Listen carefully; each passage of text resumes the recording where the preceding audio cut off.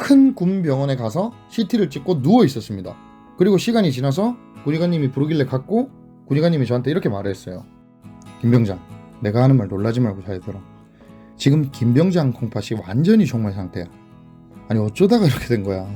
어쨌든 간에 이 정도면 확실히 전역을 해야 할 거야. 나가서 꼭 큰 병원 다니고. 정말 제가 군병원에서 그 이야기를 듣고 안녕하세요. 저는 16년 된 연애 코칭 업체를 운영하고 있는 센텀입니다. 오늘은 좀 다른 제 이야기를 해보려고 합니다. 군대에서 콩팥, 즉 신장을 잃고 제가 어떤 보상을 받았고 어떤 위로를 받았는지와 이태원 참사에 대한 이야기를 좀 해보고자 합니다. 사실 저는 병역의 의무 때문에 손해본 게 많습니다. 저뿐만 아니라 다른 남자분들도 황금 시기에 군대에 가신 분들이 많을 텐데 그분들도 그렇죠. 뭐 그런 이야기는 다음에 기회 되면 하고, 일단 군대 안에서 제 콩팥 관련된 이야기를 좀 하자면요. 제가 처음에 훈련소 들어왔을 때 이게 배가 아픈 건지 허리가 아픈 건지 무튼 그런 느낌으로 좀 아팠습니다. 처음에는 저도 군대다 보니까 뭔가 저 혼자 이탈해서 치료하러 가면 안 될 것 같은 느낌? 그래서 많이 참았습니다.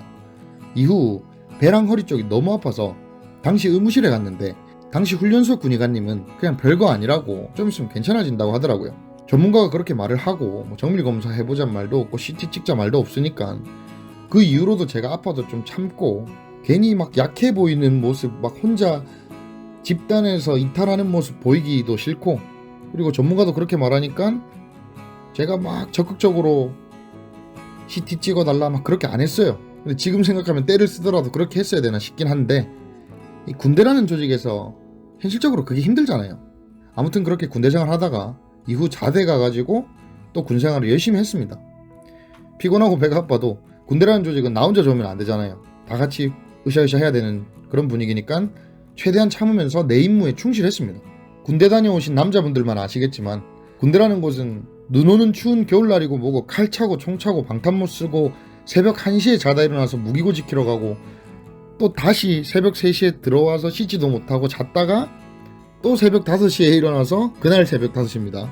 새벽 5시에 일어나서 또 무기고 지키러 가고, 이런 게 군대입니다. 솔직히 그때 당시에는 자다 깨는 게 너무 싫기도 했고 눈 오는 날 밖에서 경비 보는 게 너무 추웠지만 한편으로는 이 나뿐만이 아니라 나보다 더 힘든 부대에서 고생하시는 군인분들도 있을 거고, 그리고 작지만 세계 상위권에 드는 군대를 가진 이 대한민국이라는 나라의 군인이라는 게 너무 자랑스럽기도 하고, 어떻게 보면 내가 몸이 건강해서 군대에 올 수 있었던 거니까 그런 부분이 감사하기도 했습니다. 그렇게 긍정적으로 실제로 생각을 했었고 군생활 열심히 했습니다. 무튼 그렇게 힘들다면 힘든 임무들을 내 몸 상태도 모르고 수행해 나가고 있다가 어느 날은 이게 배 쪽이 너무 아픈 거예요. 근데 약해 보이기 싫어서 계속 티를 안 내다가 견딜 수 없을 만큼 아파서 임무 중에 거의 쓰러지다시피 뒹굴었습니다. 이후에 사람들이 저를 발견하고 저는 병원에 갔지요. 가니까 좀 더 큰 군병원에 가보라고 해서 큰 군병원에 가서 CT를 찍고 누워 있었습니다.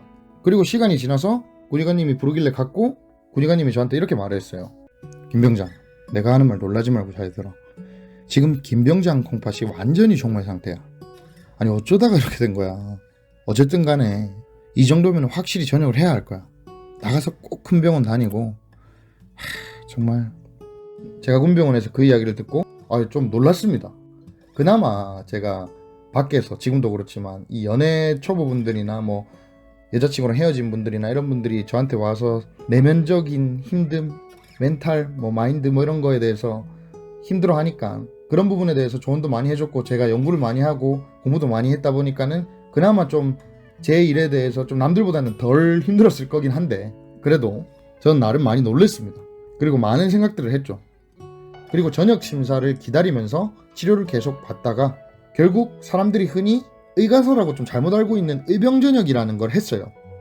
그와 동시에 의병전역자들이 받을 수 있는 보상에 대한 설명을 들었는데 요약하자면 이거예요. 너에게 몇만 원인가 뭐 몇십만 원인가 준다, 그거였습니다. 나와가지고 그거 몇만 원이었던가를 한번 받고 그냥 끝났어요. 그때 당시 저처럼 군대 안에서 다치거나 해서 아파가지고 군병원에 입원해 있던 사람들과 대화를 해보고 했었는데 누가 그러더라고요.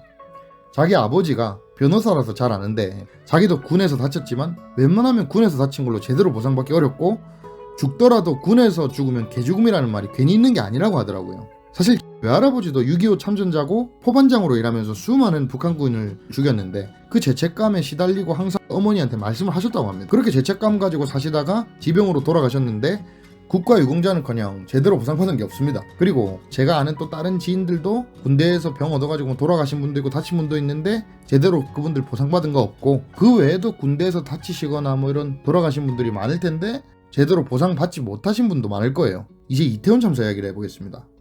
저는 이태원 참사 참 슬프게 생각합니다. 일어나서는 안 되는 일이지요. 근데요, 이태원 참사를 보상해 줄 거면 이 세상에 군대에서 죽은 모든 군인들 다 재조사하고 다친 사람들도 재조사하고 다 위로기간 가지고 막 이렇게 해야 되는 게 안 맞겠습니까? 제가 하는 말은 이태원 참사와 관련해서 위로해주지 마라, 보상해주지 마라 소리가 아니라 우선적으로 나라 위해서 돌아가신 분들 국가애도기간 지정하라고 말하고 싶습니다. 솔직히 저보다 더 심각한 상황에 놓인 분들, 억울한 분들 많을 거예요. 그분들부터 해주는 게 맞다고 봅니다. 그리고 제가 더 하고 싶은 말이 있는데, 일단 저 때도 이랬는데 아버지 때나 할아버지 때는 얼마나 심각했을까. 군생활을 하신 아버지와 할아버지를 매우 존경합니다.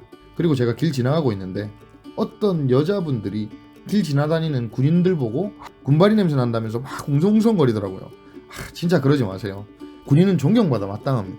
그리고 제가 연애 코치니까 연애와 관련된 이야기를 좀 해보자면, 저한테 많은 남자분들이 연애 잘하고 싶은데 자기 상황이 너무 안 좋다, 뭐 키가 작다, 얼굴이 못생겼다, 돈이 없다고 하는데, 저도 얼굴 잘생긴 거 아니고 재벌 2세도 아니고 거기에다 콩팥도 없어요. 저는 이제 앞으로 죽을 때까지 콩팥 한 개로 살아가야 하는데 제가 이런 불리한 상황 속에서도 많은 여자들한테 인기를 얻고 있습니다. 제가 다른 영상에서 언급했던 5가지 요소 중에 3가지만 제대로 갖춰도 이런 부분은 해결이 됩니다. 그리고 앞으로 점점 더 큰 성공을 할 것이고 발전하고 있습니다. 그리고 저보다 더 힘들 수도 있는 닉 부이치치나 오토다케 히로타다도 멀쩡하게 여자 잘 만나서 결혼을 했습니다. 많은 불리한 상황에 놓인 분들이 희망을 좀 얻으셨으면 좋겠다는 이야기고요. 그리고 제가 군대에서 콩팥 잃어버린 이야기부터 해서 한국 남자로서 인생을 살아갔던 저의 실제 이야기들을 90년생 김한남이라는 제목으로 무료 웹툰을 만들었습니다.